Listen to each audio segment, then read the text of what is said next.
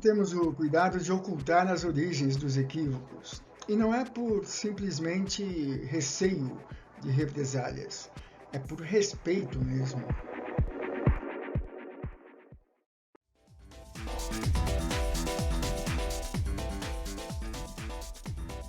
Muito bem. Veja, o ato de escrever um bom texto, fazer uma boa redação, não pode se limitar a conhecimento de regras, mesmo porque as regras podem ser esquecidas, né? Ou deixadas de lado. No caso deste trecho, você percebe que há muita informação num parágrafo só, e sem ponto final. Ou seja, um parágrafo inteiro com apenas um só período. Por força de lógica, lembre-se que a nossa metodologia, a metodologia do curso FEB é por lógica e não por simplesmente regra. Bem, por força de lógica, um período muito longo apresenta muitos verbos.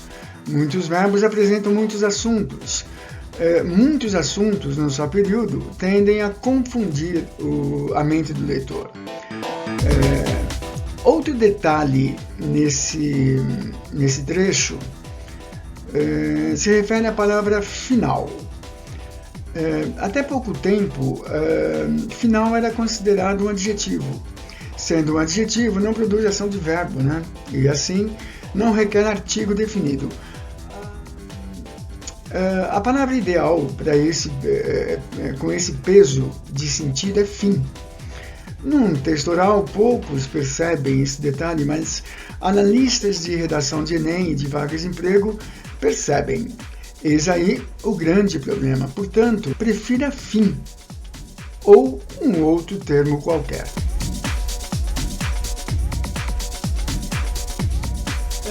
O problema das orações longas é a possibilidade de o redator perder noção da relação entre os elementos da frase, os elementos da oração. Nesse trecho, note que o núcleo do sujeito está no singular. Entre ele e o verbo, o redator ou redatora, o orador ou oradora, optou por inserir algumas informações que estão no plural. Acabou se confundindo e grafou o verbo no plural.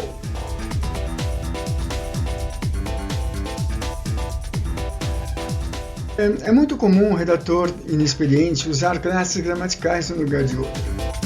Isso também parece detalhes, mas avaliadores de redação estão atentos a eles, aos detalhes, né?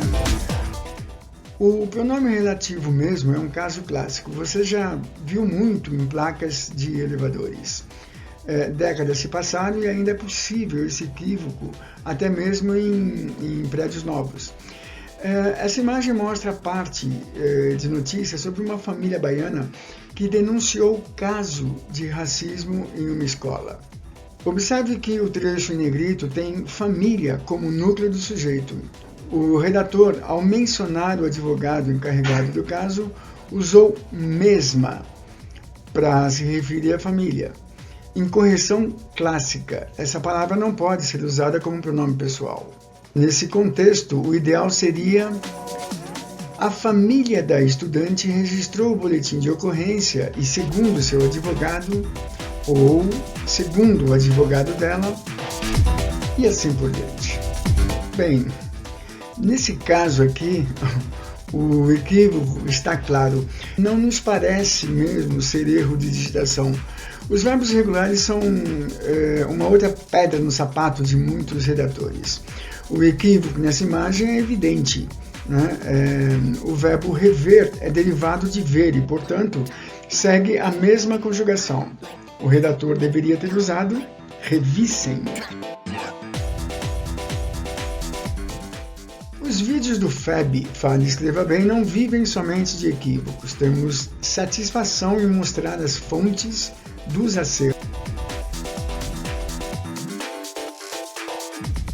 Em língua portuguesa, usamos dois pontos para enumerar uma sequência de itens, destacar uma fala de alguém ou para explicar um enunciado qualquer. O trecho a seguir está na capa do livro O Caçador Sem Arma, da escritora brasileira radicada na Alemanha, Mel Hipschen. Note que no texto, a oração que segue os 2 pontos introduz uma explicação para a sequência pelo contrário, ou seja, o uso está corretíssimo. A matéria mostrada na imagem destaca a postura do locutor esportivo Theo José. O jornalista optou por incluir fala direta do entrevistado, grafando-a, inclusive, entre aspas, o que está corretíssimo, né? Theo José mostrou sensibilidade gramatical a produzir uma elipse da maneira mais adequada possível. Elipse é a ocultação de termos já usados anteriormente ou que seja facilmente compreendido no contexto. Ele informou que a Copa Sul-Americana será transmitida pela emissora na qual trabalha. A mesma emissora tinha transmitido a Copa Libertadores da América. Ao elogiar o trabalho da equipe durante a Libertadores, assegurou que a mesma qualidade seria aplicada na Copa Sul-Americana, né? No trecho, ele optou por ocultar o segundo uso do verbo fazer. Entretanto, o leitor identifica facilmente o verbo. Mas há sempre um mas. O parágrafo seguinte apresenta um equívoco, e isso é responsabilidade do redator e não do entrevistado, né? A conjunção porque deveria estar grafada sem espaço, já que introduz uma explicação. Muitos participantes do FEB pedem que a gente analise também sonoras, né? Ou seja, texto oral, e não apenas textos expressos, né? Textos por escrito. Vamos lá. Ouça este áudio. O numeral milhar é masculino sempre. As cidades mais inóspitas e carentes por atendimento médico no país. Pois é, passamos 3 anos sem que o programa fosse reestruturado, o que certamente custou algumas milhares de vidas por aí. Mas fazer o quê, né? Mesmo que se refira a palavras femininas, a forma masculina deve prevalecer. No áudio, o locutor escorregou na concordância. Ouça novamente. As cidades mais inóspitas e carentes por atendimento médico no país. Pois é, passamos 3 anos sem que o programa fosse reestruturado, o que certamente custou algumas milhares de vidas por aí. Mas fazer o quê, né? O Jair...